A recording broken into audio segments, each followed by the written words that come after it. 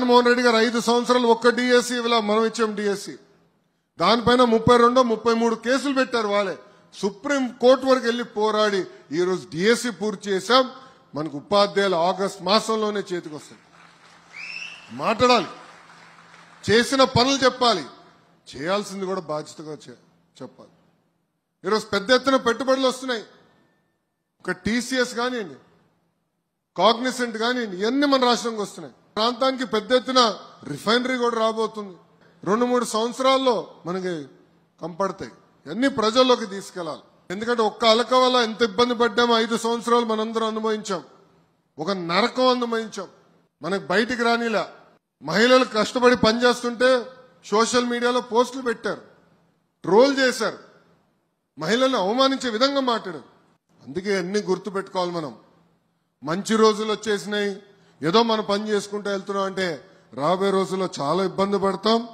ఇది జాగ్రత్తగా ఉండాలి ఒక మాజీ ముఖ్యమంత్రి ఒక మనిషిని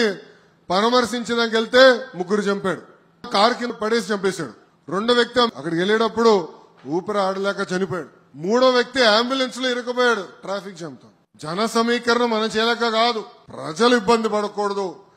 మన వల్ల ప్రజలు నష్టపోకూడదని మనం ఆలోచించాం అరే ఒక కార్యకర్త కార్ కింద పడితే కనీసం దిగి చూసే మనసు లేదండి ఆ కార్యకర్తను తీసుకుని రోడ్డు పక్కన పడేసి వెళ్ళిపోయారు అదే కానీ దిగి చూసి హాస్పిటల్ పంపించుంటే ఆ వ్యక్తి ఈరోజు బతికే పరిస్థితి ఆయన ఈరోజు ఎవరిని పరామర్శిస్తున్నాడు బ్లేడ్ బ్యాచ్ గంజాయి బ్యాచ్ మన తెల్లానికి వెళ్ళింది ఎవరండి గంజాయి బ్యాచ్ మీ నాన్నగారు ముఖ్యమంత్రిగా ఉన్నప్పుడే 164 మంది తెలుగుదేశం పార్టీ కార్యకర్తలను చంపేశారు ఆనాడే భయపడలేదు ఈయన రపరపకు భయపడతావా ఏం మాడతాడు బాబు గారిని బయటికి రాకుండా గేట్ కి తాళం వేశాడు ఆయన తాడు కట్టాడు ఈయన మాడతాడు అంటే చూడండి ప్రతిపక్షంలోకి వచ్చినా కూడా మనుషులో మార్పు లేదు నియోజకవర్గానికి వచ్చి గల ప్రధానంగా నెల్లూరు సిటీతో మంగళగిరి పోటీ పడుతుంది నో సెకండ్ థాట్ కానీ కష్టపడాలి ఒక బాధ్యతగా పనిచేయాలి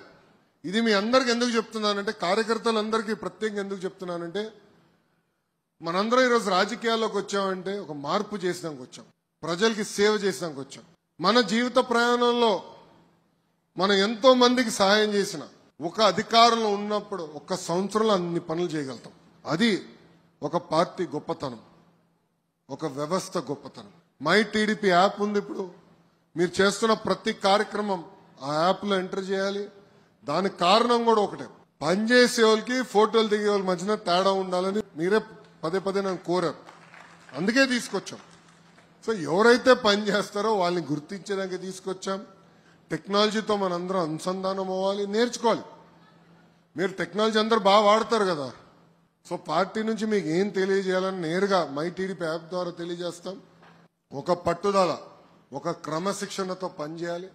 ఒక 2 రోజులు బట్టిన ప్రతి గడప దొక్కాలి మనం చెప్పాల్సింది చాలా వివరంగా ప్రజలు తెలియజేసే బాధ్యత మన పైన ఉంది వాళ్ళు ఒకవేళ ఏమైనా సమస్య తెలియజేస్తే అదే యాప్ లో ఎంటర్ చేసే మార్గం కూడా ఇచ్చాం ఫీడ్బ్యాక్ మెకానిజం మీరు కూడా మాకు తెలియజేస్తే ఓకే ఇంట్లో ఇది ఒక ఐడియా వస్తుంది పార్టీ కూడా అది మళ్ళీ బాబు గారి ముందలు పెట్టి ఎలాంటి నిర్ణయాలు తీసుకోవాలి పాలసీలు ఇంకా ఎట్లా మెరుగుపరచాలి దానిపైన మేము చర్చిస్తాం చివరిగా 2-3 విషయాలు చెప్పదలుచుకున్నా ఒకటి కేసులు ఎవరిపైన అయితే కేసులు ఉంటే దయచేసి పార్టీ ఆఫీస్కి వెళ్ళి అక్కడ శ్రీకాంత్ అని ఉంటాడు వివరాలు మొత్తం ఇవ్వండి ఇప్పటికీ 2900 కేసులు దొంగ కేసులు పెట్టారని మాకు తెలిసింది వివరాలన్నీ మా దగ్గర ఉన్నాయి సుమారుగా 1300 కేసులు ఇప్పటికీ క్లియర్ చేశాం మిగతా అన్ని కూడా పద్ధతి ప్రకారం చేస్తున్నాం అన్ని కేసులు ఒకేసారి తీయలేము ఎందుకంటే ఛార్జ్ షీట్ అయినా కొన్ని ఉంటాయి కోర్టులో కొన్ని ఉంటాయి ఆ ప్రక్రియ పూర్తవ్వాలి జాతీయ అధ్యక్షుల వారు నాకు ఇచ్చిన ఆదేశాలు డిసెంబర్ నెలాఖరికలా అన్ని కేసులు ఎత్తేయాలని చెప్పారు దాని తర్వాత మీరు వచ్చి మటు కేసు ఉందంటే నాకు పడితే దెబ్బలు ఇదిగోండి అన్న ఇది కేసు అంటే తీపిచ్చిపోతే తప్పు నాది రెండోది గతంలో కొన్ని పనులు చేశాం ప్రజల కోసం చేశాం రోడ్ అని డ్రైన్ అని అనేక కార్యక్రమాలు చేశాం బిల్స్ పెండింగ్ ఉన్నాయి 10% ఎంత ఉంది ఒక 300 కోట్లు అది కేంద్ర ప్రభుత్వంతో కూడా కోఆర్డినేట్ చేస్తాం వర్కులు ప్రీ క్లోజ్ చేశారు ఉపాధి హామీ కింద అది తెరిపించి డబ్బులు తిరిగి ఇప్పించే బాధ్యత కూడా మన ప్రభుత్వం తీసుకుంటుంది పార్టీ హౌస్కి వెళ్ళండి వివరాలు తెలియజేయండి ఆ బిల్స్ అందించే బాధ్యత కూడా మేము తీసుకుంటామని ఈ సభాముఖం తెలుపుతున్నాం చేస్తున్న కార్యక్రమాలు చెప్పాలని ఛాలెంజ్ చేయాలి ఈ రోజు మీరు సర్వేపల్లి రాధాకృష్ణ గారి పేరుతో స్కూల్ కిట్ ఇస్తున్నాం నాణ్యత చూసారా బట్ట క్వాలిటీ చూసారా, బుక్స్ క్వాలిటీ చూసారా? ఈరోజు స్కూల్స్ లో సన్న బియ్యం ఇస్తున్నాం మధ్యాహ్న భోజనం పథకంలో.